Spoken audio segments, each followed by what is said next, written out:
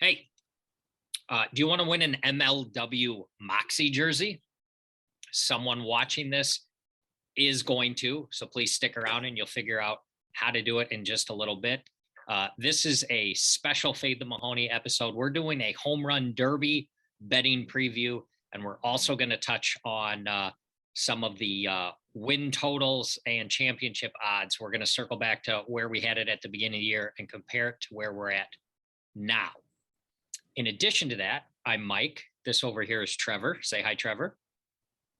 Hello, everyone. Very busy today. That's why we're in the car right now. I promise you that I'm focusing on driving, and I can also handle the MLW totals and home run derby discussion while I do that. That's how important this is to us and to our viewers. This was how we could make it happen, so we got to make it happen. Trevor and I are going to do a draft. Our draft episodes that we've done have been fairly popular. So we're going to do a home run derby draft. We're going to do it quick. I want to give a shout out to a gentleman on Instagram, Totally Not Jonah, called us out and said we need numbers for the home run derby. So Trevor's getting money. He's got to pay me off for all the ladder bets. That's right. I'm going to send it to you via snail mail. Cash in the mail. Totally Not Jonah, you wanted some numbers. Hopefully you can see if the editing department and graphics got it up here, you're going to see those numbers. But the way we're going to start this off, Trevor and I are each we're going to do a snake draft. Trevor, I'll let Trevor go first. He's going to select one player. I automatically get the other player from the bracket. Who's ever player wins the home run derby wins $100. If it is our first pick, we're going to double it to 200. Does that sound right, Trevor? Sounds good to me. Okay. I'd also like to admit that right now it's about 100 degrees here in New Jersey, and I have no air conditioning on in my car right now for the audio quality. So if you see sweat pouring down my face, it's nothing to do with the MLW. It's purely the sweat from this happiness that I'm throwing out to you guys. Dedication to the draft, to the craft, and to the draft. All right, you got first pick. Who do you want to take? I will take Jordan Robles. All right, you got Jordan Robles. As you guys can hopefully see from the graphic, he is a minus 400 favorite in the first round versus my guy Trevor Bonham. So that's your first pick is Robles. I got the second pick and the third pick. I'll go with both Kyle Schultz and Jimmy Norp. So that with Kyle Schultz, he's the biggest favorite in the first round at minus 500. Can't get bigger than that. The book has no respect for Brendan Zerlag, and Jimmy Norp is a minus 300 favor against Flynn. So you have Flynn and Zerlag to go along with Robles. You've got the next two picks. All right, I will take. Oh boy. Okay, I will take. Oh wait, my first pick, for the sake of the bet, I should tell you. I guess I'll take the commissioner with my first pick. Okay. I will take. All right, so then you're gonna have two picks coming back, right? Yep. All right, I'm gonna take. Shit, this is really hard. I'm going to go with Dallas Allen. Okay, stop right there. Sometimes the people who put together the brackets just aren't in line with the way that the betting market works. Because just every once in a while in the NCAA tournament, you'll see like a 10 seed favored over a 7 seed in that first round matchup. Well, we've got that to the extreme. Dallas Allen is a 7 seed going up against the 2 seed of Russell. Allen is a huge favorite, minus 160 favorite in that. Yeah. All right. And I'll take Chris. You took Cheatham with the next one? Yep.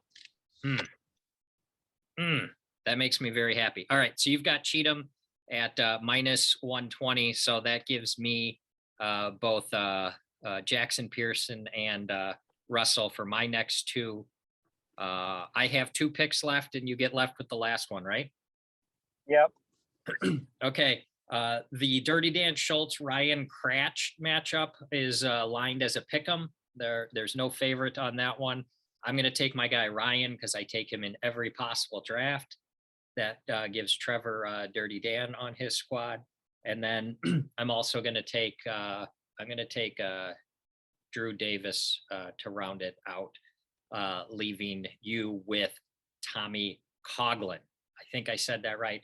Another situation where the worst seed Davis, big favorite, minus 140. So yes. Okay, that and then I'm left to decide between Heath and Chadwick, right? Yeah, this is easy for you. Go ahead. I mean, have you gone back and watched the past home run derbies? I haven't, but I know Chadwick won one. Yeah, Jonah won last year, and he hit 1 million home runs. Oh, okay. So that's why it's kind of difficult, actually. I'm going to go with our boy Jay Chatty and hope that he has it figured out, has his cleats, and gets it done. All right. That makes sense. So I got Jonah Heath. That one is also lined as a pick'em. So I know we did that all verbally very quickly. I'm very hopeful that the graphics department has the numbers on the screen for you guys to look at. Again, shout out Totally Not Jonah for asking us to do that. The last part of this, I promised we're going to give away a Moxie jersey, MLW Moxie jersey. We're going to do a bracket challenge sponsored by Fade the Mahoney. You have to be a subscriber to this channel on YouTube. You have to follow us on Instagram, and on Instagram, you got to send us out your completed bracket. And whoever wins is going to get the Moxie jersey of their choice sent to them. Did I cover that, Trevor? Is that all right? Yeah, they have to have it in by 3 p.m. Eastern time, Friday the 29th. First round, 1 point, second round, 2 points, third round, 3 points, winner, bonus point, 5 points if you have the winner. Sound good? Sounds good. Yep. Okay. So again, subscribe to this channel, follow us on Instagram, send me your completed bracket on Instagram, and whoever does the best will win the jersey. If we have to go to a tiebreaker of some sort, we'll flip a coin. All right. Real quick, our goal was to keep this short. It appears from our preseason betting extravaganza, Trevor, your bets for the American League appear really poor. You're going to go 0-4 with your under on the Preds, under on the Cobras, over on the Wildcats, and over on the Magic. Sound right? 0-4? Yes. The American League was not did not shape out the way that I expected it to. And I mean, it all just stems from what the Predators have done, right? So like my thesis was based on the way the Predators would perform. And when they did not perform that way, it flipped everything upside down, basically. Yep. So that's that. Contrarily, on the National League, it appears you're going to go 4-0. You had the over on the Eagles, which has already won. You have the over on the Mallards. They just need to win 3 out of their last 6 games to go over there. You had the under on the Gators. They would have to get really hot for you to lose that. And you had under on the Diamondbacks, which has already won. Yes. So you're completely and perfectly average. It appears you're going to go 4-4. And same thing on that side. You know, I expected the Gators to not perform well, and I expected the Eagles and Mallards both to perform well. And obviously, all those things have happened. And with those things happening, you know, the Diamondbacks were clearly not going to hit their over if those things happen. So, yeah, it's nice to get one side right. I think the numbers are all pretty decent. Obviously, aside from the Preds number was pretty far off from the way it's going to end up. But you know, that's the way it goes in gambling sometimes. Yeah, and well, Eagles also could end up very far off as well, depending upon how they finish. Right. We do have, I hope the graphics department can slap this up as well. We do have updated numbers for all 8 teams with new over-unders for them. The Preds are up to 10.5. Cobras are up to 8.5. Wildcats are down to 7.5. Magic, man, they're currently 3.5. They have 2 wins on the year. They have to double that to go over. That's the American League. Was there anything in there that you wanted to spend any time on, Trevor, or should I move on to the National League? Yeah, no, I mean, it's obviously there's only 2 series left, so it's just a matter of figuring out what you think is going to happen in each of those series. That if you want to make a bet on this, if you're going to put a wager in, I like the Magic over for the second half because I do think they're going to win a couple more games during this last 2 games last 2 series stretch. Other than that, I don't really have any hot takes on those numbers. All right, National League. Eagles are all the way up to 11.5, which is crazy high. The highest number in the preseason was 10.5 on the Diamondbacks. So Eagles are up to 11.5, Mallards up to 8.5, Gators down to 5.5, and Diamondbacks, yikes, 4.5. Is that what we got on them now?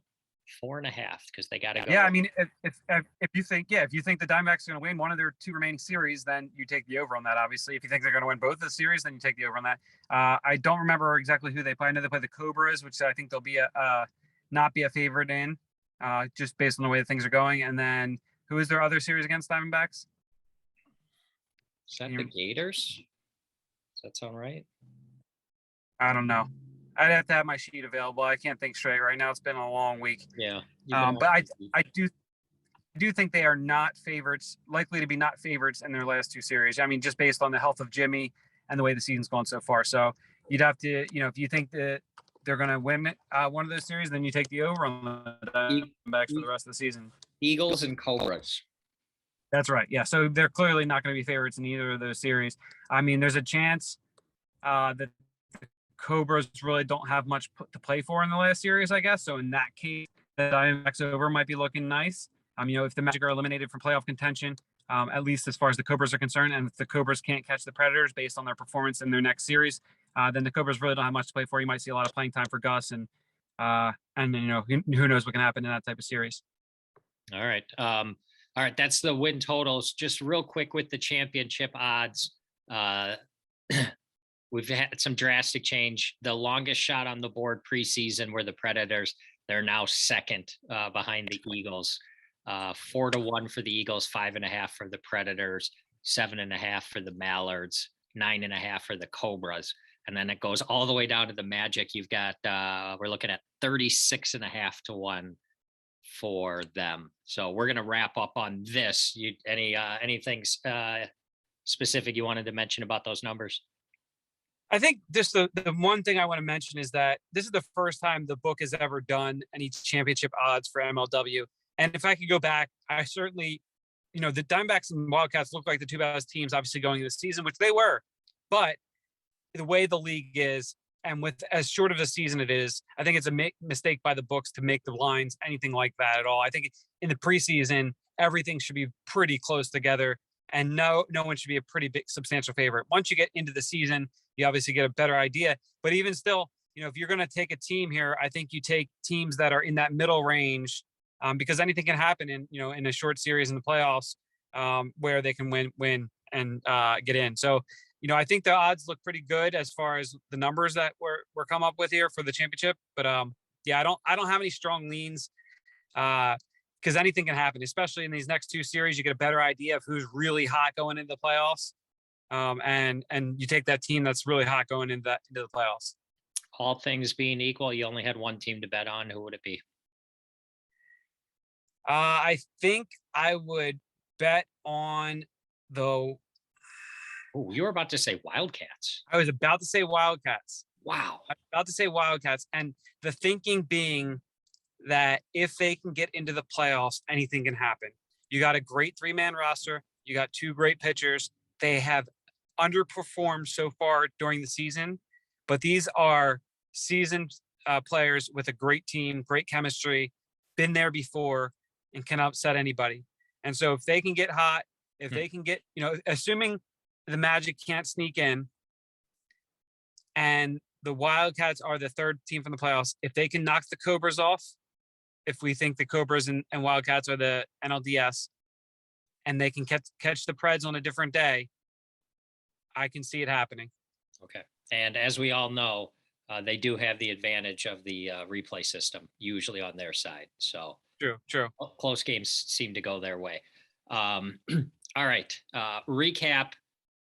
The most important part about this, if you want to win an MLW Moxie jersey, subscribe to this channel, follow us on Instagram, and send me your bracket for the home run derby.